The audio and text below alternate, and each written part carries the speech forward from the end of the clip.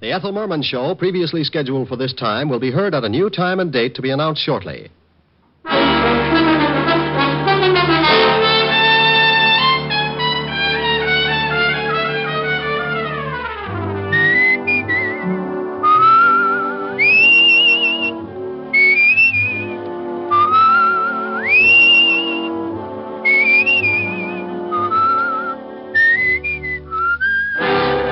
Transcribed is Dick Powell as Richard Diamond, private detective.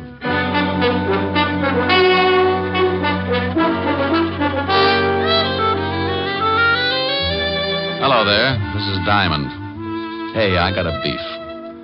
I went shopping for my girl Helen Asher the other day. You know, stuff for dinner.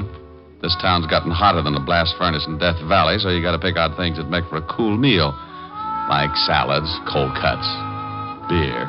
Real picnic style. Well, I figured I could whip up a fancy tossed salad or something until I got around to the tomato counter. Have you glommed onto the price of tomatoes lately? Now, what's with that? So the cost of living is inflated. So a T-bone makes like it just arrived direct from the Sultan's classiest cow. Okay, a T-bone I can understand. But what's with a tomato? When it costs so much, it should be hanging from a charm bracelet instead of lying in a salad bowl. Who needs it? So I bowed from the waist and figured you could still do a lot of things with a plain head of lettuce. I got another beef, too. Why can't people start their killings in December when it's cool?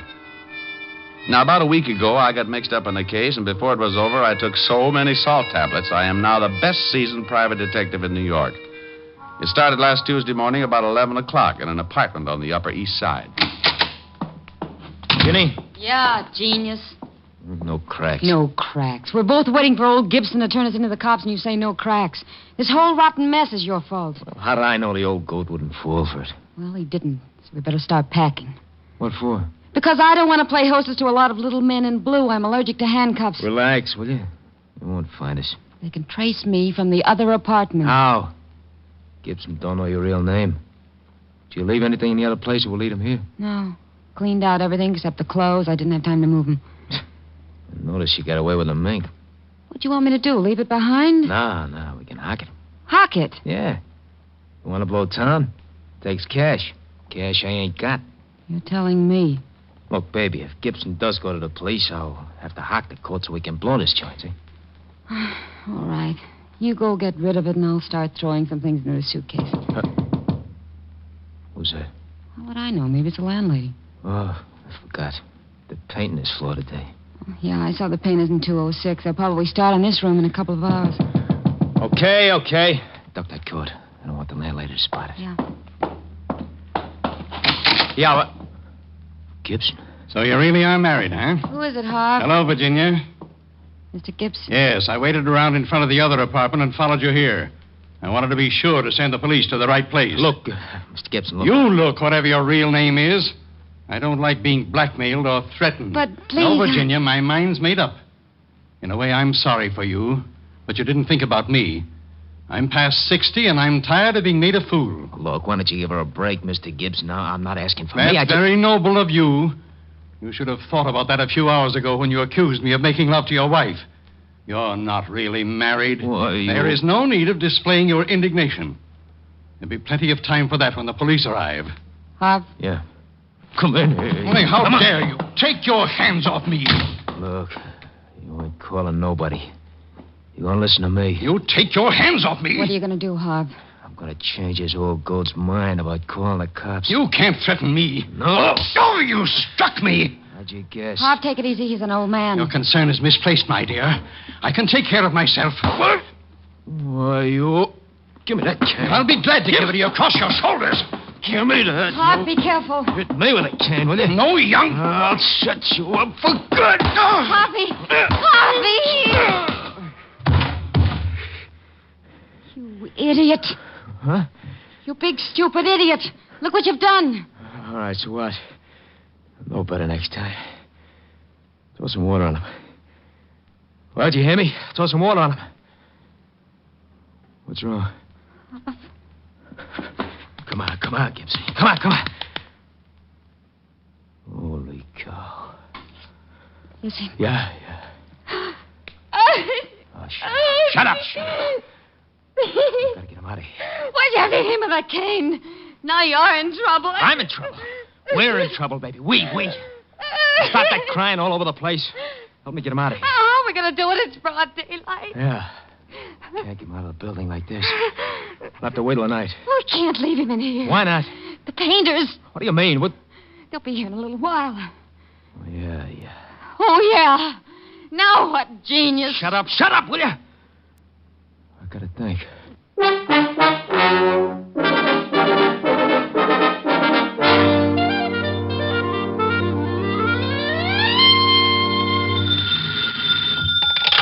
Diamond Detective Agency, murders financed while you wait. Oh, you idiot. Oh, is this Toodles Asher, the belle of Park Avenue? This is Helen Asher, the girl that goes steady with the Diamond Detective Agency. Sounds like a fine organization. Are they reliable? Very seldom. Oh. I'll tell you better as soon as I find out what I'm going to do tonight. You're going to give your butler the evening off, and the Diamond Detective Agency is going to march through your front door, single file, and show you a shortcut to spend the bottle. What time does all this begin? How long will it take you to pucker? About 2 seconds. Well, I won't get there until 8. Don't hold it, or you'll end up looking like a Ubangi. You're terrible. Yeah, but I'm pretty. So's a baboon. Oh, what you said. You won't be late, will you, Rick? I don't know, after that last crack, I think I'd better start going steady with King Kong. Rick. No, I'm mad. Ricky, I love you. Only because I can hang by my tail and my fangs have that toothpaste smile. I think you're the most wonderful man in the world. Well? I think you're the handsomest, the strongest, the smartest. Well, all right. Now tell me something I don't already know. Rick. Bye, baby. See you at 8. Bye. A, I'm adorable. B, I'm so beautiful. C, Now, look, honey, I can't make it till 8 o'clock. I got a fan dancer who's a client. She wants to go out and trap an ostrich this afternoon. Is this the Diamond Detective Agency? Huh? Oh, yeah. Is this Mr. Diamond? Yeah, what's the matter? You sound like you're standing on a body. Oh, Mr. Diamond, please, you've got to help me. I just don't know what to do. Now, take it easy. Who is this? What's wrong? I thought it moved. What moved? The man sitting in my chair. Well, that happens now and then. Why shouldn't he? Oh, well, because he's dead. What? Yes. I came home this afternoon from girls' camp, and when I unlocked my door and went in, I found this, corpse sitting on my Hepplewhite. On your what? Hepplewhite. I don't know how he could have gotten there. Hepplewhite? No, the dead man. What about Hepplewhite? Who? The guy this corpse was sitting on. Oh, no. That's a chair. Hepplewhite's an old antique chair. Oh. Oh, now I'm so confused. Well, move over, honey. Now, take it easy and give me one thing at a time. Who's the dead guy? Well, I don't know. I never saw him before in my life. Okay, now why haven't you called the police? Well, I thought about that, but I'm a school teacher, Mr. Diamond, and I was afraid of the scandal. I read a lot of detective stories, and the first thing that came to my mind was calling a private eye. Private eye. Mm-hmm. You had the biggest ad in the phone book, so naturally... Naturally. Well, give me your name and address, and I'll be right over. Oh, Esther Blodgett, 419 East 79th Street, apartment 108. Okay, Esther. Now, don't let anyone in and don't touch anything. Oh, I know that, silly.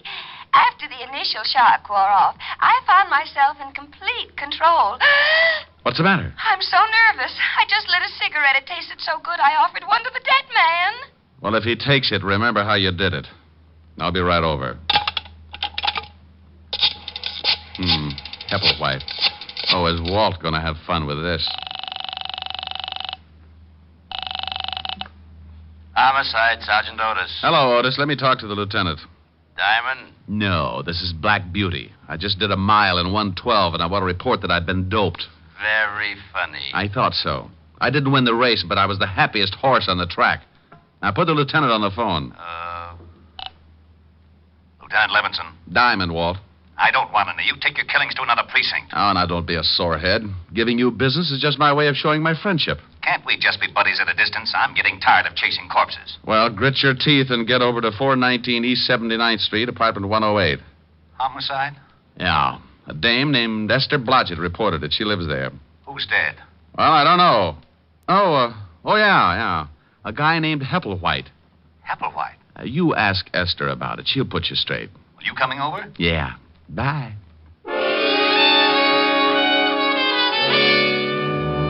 As I went out of my office, I thought about Esther Blodgett and wondered how mad she would be when the police turned up. I had to call them whether she wanted a scandal or not, because homicide comes first in my book. I'm an ex-cop, and I still follow the rules. It's not a conscience. I just like staying in business. So when someone turns up with a killing, I always let Lieutenant Walt Levinson know about it. I grabbed a cab, and 20 minutes later, I was standing in Esther's apartment along with Walt, the dead man, and Hepplewhite. Oh, you're a swell fella, you are. What's the matter, Walt? I've been going through that Hepplewhite routine for the last 10 minutes. I just found out it was a chair, that one right over there, the one that stiffs in. Mr. Diamond, why did you call the police? I thought you'd ask that. Because that man's been murdered, Miss Blodgett. That's what good citizens do when they find a dead man in the apartment. But the scandal. I'm a school teacher. What will my students' mommies and daddies think? Honey, just confuse them with that Hepplewhite routine. What did you find out, Walt? Not much. The coroner will be here in a few minutes. Looks like someone gave him a pretty good beating. What's that all over his clothes? Isn't that blood, Mr. Diamond? Yeah, he's been bleeding all right. I mean that brown stuff, Walt. Looks like lint or something. I noticed that, too. I don't know what it is. We'll have the lab analyze it. Tell me, Esther, you said when you came in you unlocked the door. Yes, that's right. Are you sure it was locked? Why, yes, it has a catch lock. Besides, you have to turn the key and then use the other hand to turn the knob. Did you touch anything? Open any windows? I touched nothing. Oh. Well, there's a good one, Walt. Yeah, a corpse sitting in a room with the door and all the windows locked. Do you always lock the windows when you go out, Miss Blodgett? Well, I've been away for several weeks at a girls' camp. Aren't you a little old for that sort of thing? Oh, I've been counseling. One of the teachers who goes along to take care of the young girls. What do you think, Rick? Well, he wasn't killed in this apartment. No signs of a struggle. There's only blood around the chair and on the body. He must have been carried in. There would be blood trails on the floor. Not if he was carried in something. You say you never saw this man before, Esther. Never in my life. Any identification in his wallet? Yeah, name's Gibson. Leland Gibson. No money taken either, so that eliminates the robbery angle. Any address? Yeah, he's got an old driver's license. 12 East 64th Street. Pretty classy district. Judging by his clothes, he was well fixed. Tailored. Good store. As soon as the coroner arrives, I'm going to check this apartment building. Maybe somebody heard something or saw something. Walt, let me check the 64th Street address for you. This is a police job. Why do you want to check it? Oh, because poor Miss Blodgett looks so unhappy. I am, Mr. Diamond. I am very unhappy. See, Walt? So she's unhappy. If you want to check the place on your own, go ahead, but I'm sending some men over anyway. Mr. Diamond, I like you. Well, thank you, Esther. No. I want to hire you to catch the killer and free me from this awful policeman. Awful policeman? Do you know how I got this way, Miss Blodgett? Oh, I'm sure it wasn't easy. Good for you, Esther. I got this way because of this private detective. Just call me Blue Eye. Ever since he stopped working with me and left the force, I've gotten mixed up in more screwy cases than an alcoholic in a whiskey truck. There isn't 1 week that he doesn't turn up with 1 or 2 killings. My, he gets excited, doesn't he, Mr. Diamond? And in his spare time, he intimidates my sergeant. Just call me Rick, dear. I've taken enough bicarbonate in the last year to stop Vesuvius erupting. And if he doesn't give me a little peace and quiet, I'm going to end up solving a killing of my own. Rick. My, that's a nice name. How did you ever get to be a school teacher? You don't look the type. Are you listening to me? Oh, what makes me so different? I've seen signs on highways that say it better than I can. What are you two babbling about? You mean the ones that say, danger, stop, look, and listen? Well, that fits, but I was thinking about curves and soft shoulders. Oh, no. Now, you listen to me, Diamond. This is serious business. A man's been killed in Miss Blodgett's apartment. If you want to take her on as a client, go ahead. But any questions from here on in will have to be gotten down at police headquarters. You are taking me in, Captain? Lieutenant. Yes, you'll have to come down for questioning. Rick? You go along with the big bad policeman, dear. I'll have you out in no time. Well, all right, if you say so, but this has never happened to me before. Now, that's unfair. Walt, stop blubbering. Yes, Walt. What is it? Oh, you get out of here. Oh! Otis! Where the devil is Otis? I left Walt jumping up and down in front of Esther and the corpse and headed for 12 East 64th Street. It was an old brownstone in one of the wealthier districts. And when I rang the doorbell, I got another surprise. Yes? Yes. Don't tell me you're a school teacher. I beg your pardon. You forget it. It's the landmarks that threw me. What do you want? Oh, do you know a Mr. Leland Gibson? Yes, he's my father. Now, just who are you? Name's Diamond. I'm afraid I've got some bad news for you, Miss Gibson. It's Father. Something's happened to Father. May I come in? Oh, I'm terribly sorry, yes. Now, please, what is it? What's happened to Dad? Well, he's dead. Oh, no. No. Look, I know this is tough, but you've got to help me. The police will be here in a minute. The Police? Yes, your father was murdered. Oh, I knew something like this would happen. You did? Well, tell me about it. Well, I don't mean that I expected Dad to be... Okay, now, just take your time. Cry it out. I'm sorry. Have you a handkerchief? Sure, here. Thank you. Now, think you can talk about it? Dad left the house about 3 weeks ago and moved into a hotel. Did you have a fight or something? Oh, no. Everything was fine, but... No, hang on. Things couldn't have been better, and he was in wonderful spirits when he left. No arguments, no hard feelings? He didn't leave mad? Oh, no, nothing like that. Then, have you got any idea why he suddenly packed and moved into a hotel? Well, I'm not sure, but I think it was a woman. A woman? Yes, he told me one day that he'd met someone he liked very much. The day after that, he moved to the hotel, but I never saw her, and he never said anything more about her. Weren't you a little worried? Naturally. Father isn't a young man, and wasn't. Just one more question. What hotel did he move to? It was the Adams on Madison Avenue. He used to go there 3 nights a week for dinner and a game of bridge before he decided to move in. Well, thank you. Are you all alone? Yes. Got any friends you can call? A few, I guess. Well, call them. It's better not to be alone. And bawl your head off. It'll do you some good. I'll send you your handkerchief, Mr. Diamond. Richard Diamond. It's in the book.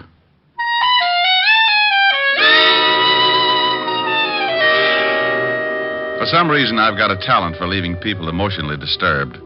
Walt hops around like a rabbit in a cabbage patch, and Otis always tears his hair out by the handsful. Miss Gibson was less active about it. She just tried to smile and shed enough grief to fill a tub. I grabbed another cab and headed for the Adams Hotel.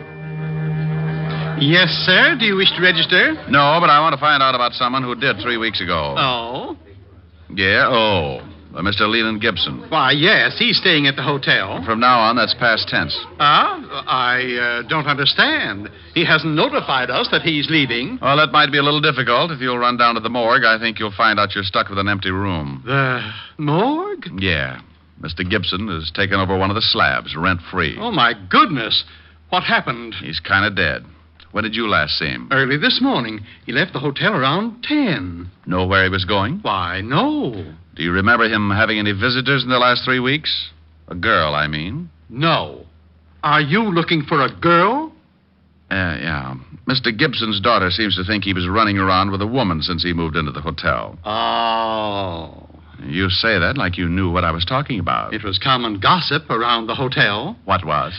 Well, Mr. Gibson has been coming to the hotel for many years. He used to eat dinner here 3 nights a week and then play bridge with some of the hotel regulars. Now, about a month ago, we took on a new waitress. Uh-huh. Now, it was very obvious that Mr. Gibson was quite taken by her.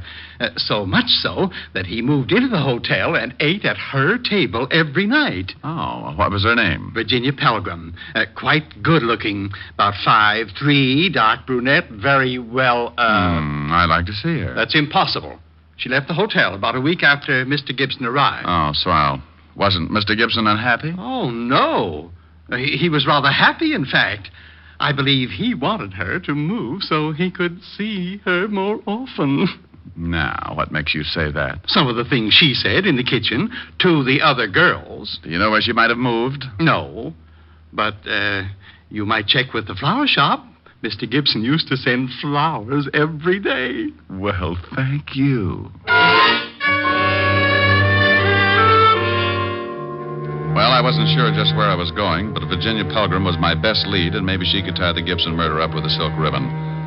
I talked to the flower clerk, and he gave me the address that the flowers had been sent to every day. It was a nice apartment in the village, and the landlady stuck her nose out like she was trying to smell me instead of see who was calling. Yes? I hope that door doesn't slam shut sometime. You'll have a bloody nose for weeks. What do you want? Roll out an eye with that nose, and I'll show you my badge. Aren't you cops ever polite to anyone? Well, there's a face that goes with it. I'm looking for a girl, about 5'3", dark brunette. You're in the wrong place. Her name's Pelgrim. Oh, hush. Lives upstairs. She does, huh?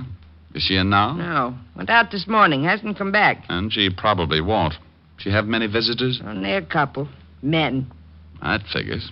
Ever see an elderly man, gray hair, about 60? Sure, every day. Know his name? No. You said she had a couple of visitors. Who else? Another man. Younger, kind of greasy. Only came around a few times. Old man was there this morning, had an argument. Could you hear what they said? I don't snoop. Anyone else? No. Who paid her rent? She did. Cash. Mind if I take a look at her apartment? Got a search warrant? No. Then you can't. Okay, thanks. You've been charming.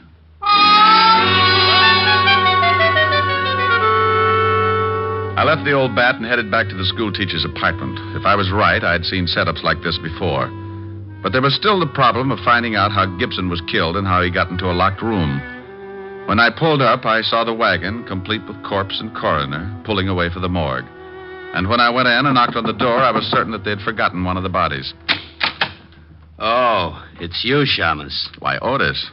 They're leaving without you. Who is? The hearse. Shouldn't you be lying down or something? Now you stop that Rick and get in here. Hello, Walt. What's new? Well, Rick. Well, Esther, has Otis been using his rubber hose on you? Oh, no, but I was getting lonesome. I'm glad you got back so soon. You are? As soon as you two stop rolling your eyes, maybe you can tell me what you found out, Mr. Diamond. Yeah. Walt, send Otis down to the station for a search warrant. Then tell him to get over to 9 West 12th Street and see what he can find in the Miss Virginia Pelgrim's apartment. Who's Virginia Pelgrim? The only person who was mixed up with the murdered man. There was another man who used to see her, but I can't find out who he was. All right. Otis, go get the warrant. Yeah, Lieutenant. Thanks, Diamond. A pleasure, Sergeant. What did you find out, Walt? There were 11 people in the building at the time of the killing. None of them ever saw the guy before. Here's a list of the names. 3 people on this floor, 5 on the second, and 3 more on the third. Have you talked to the landlady? Certainly. She doesn't know any more about it than the rest.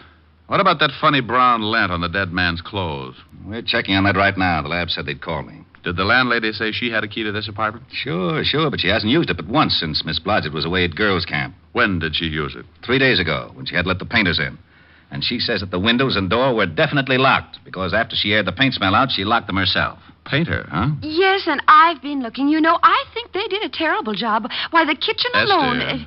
yes, Rick? Later, dear. Yes, Rick. Walt, did they paint the whole building? They finished the second floor today. Oh, I'll get it, Miss Blodgett. Probably the lab. Rick, Yeah? do you know who did it? Yeah. I got a hunch. Oh, I see. you're wonderful. Yeah. Okay, thanks. Lab, Walt? Yeah. That lint you spotted on the dead man's clothes is from the mat that they put under rugs. Mm-hmm. Walt, you were on all the floors. Did one of the apartments have a rug missing? They're all missing from the second floor. The tenants took them down to the basement when the painters moved in. Any off this floor or the third? No, just the second. Well, your killers are on the second floor, Walt. How do you figure? Well, let's look at what we've got. Dead body in a locked room. Blood on body and floor around body, but nowhere else in the room. Carried in a rug. Bullseye. Oh, this is so exciting. Esther. Sorry. Yeah, but how does a dame called Pelgrim figure into it? There's no Pelgrim listed in this building. Well, there shouldn't be if I'm right. The dead man met Virginia Pelgrim while she was working as a waitress in his hotel.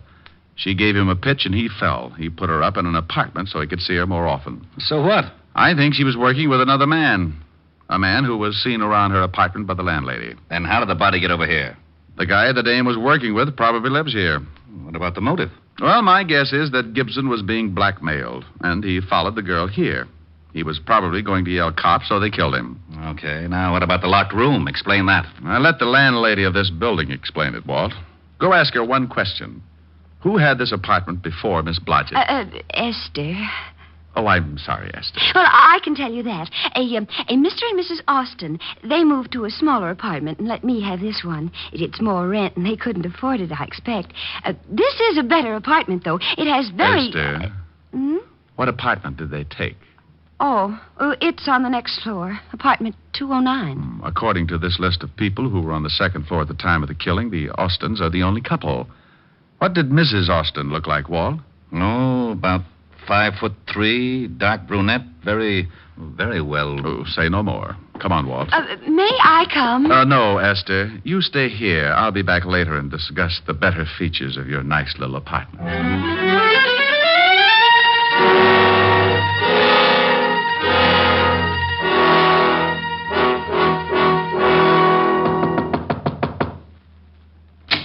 Yeah? I want to talk to you again, Mr. Austin. Why? Told you everything I know. Where's your wife? In the back. We're coming in. Okay, you don't have to shove. Who is it, Ha? Them cops again. Well, hello, Virginia. Do I know you? Where's your rug, Mr. Austin? What? It's down the basement. Miss Pelgrim, how long have you been married to this man? About 3. Hey, how'd you know me? Shut up. Know your name? You might as well tell the lieutenant everything. Why did you lie about knowing Mr. Gibson? I didn't. I never saw him before in my life. I didn't tell you the dead man's name was Gibson. How'd you know that? Don't answer that. Oh, shut up. You and your husband killed Mr. Gibson and carted him downstairs in a rug. Why'd we do that? Because the painters were on their way to paint your apartment, you had to get him out without being seen. You dumped him in Miss Blodgett's apartment because you knew she was out of town. And you used to live there, so you still had a key. You shut up. We've got enough to hold both of you on. The rug will have bloodstains on it. Oh. Get out of my way. Get out, Walt. Why, Walt, you're so rough. Yeah. I didn't kill him. Harvey did. I didn't kill him. Okay. You can tell me all about it down at the station. Hey, where are you going? Well, it's 6:30. I got a date. What about Miss Blodgett? She's going to get lonesome again. Ah, she was born that way. I've got to see a girl who's going to hold a pretty interesting class of her own. Bye.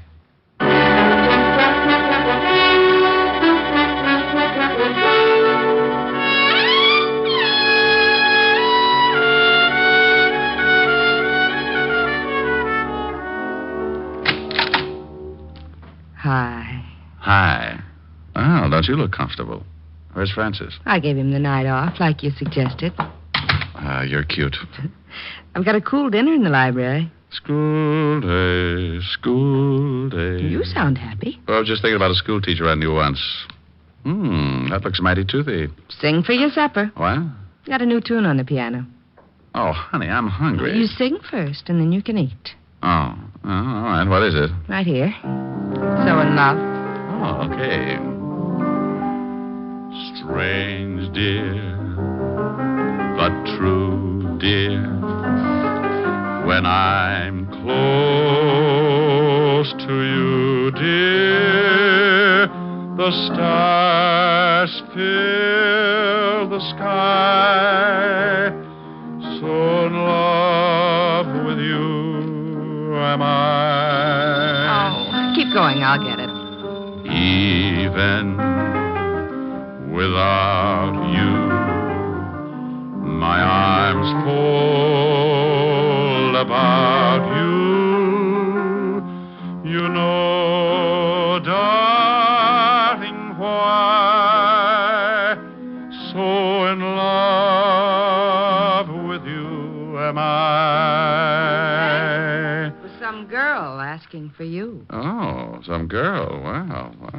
I told her there was no one here but the piano tuner. Oh? She leave her name? Uh-huh. Hepplewhite. Hepplewhite. Yes. Who's she? Come here, baby. No. I want to know who she is. I said come here. No, Oh. Ricky. Mm-hmm. Who's Hepplewhite? Oh, just a chair, baby. A cute blonde chair.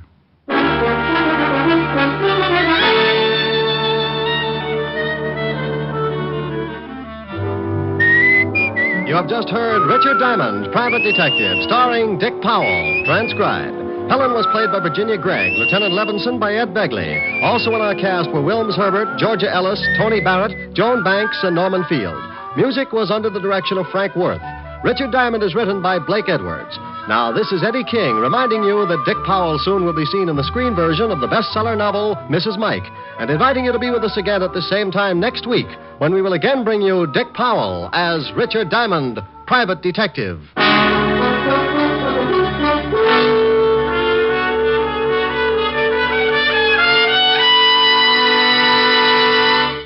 Saturday night brings some of the week's best radio entertainment when you tune for the stars on NBC. Stay tuned every Saturday for a great lineup of programs, including Hollywood Star Theater, Ralph Edwards' Truth or Consequences, Your Hit Parade, A Day in the Life of Dennis Day, The Judy Canova Show, and Grand Ole Opry. All the best on NBC.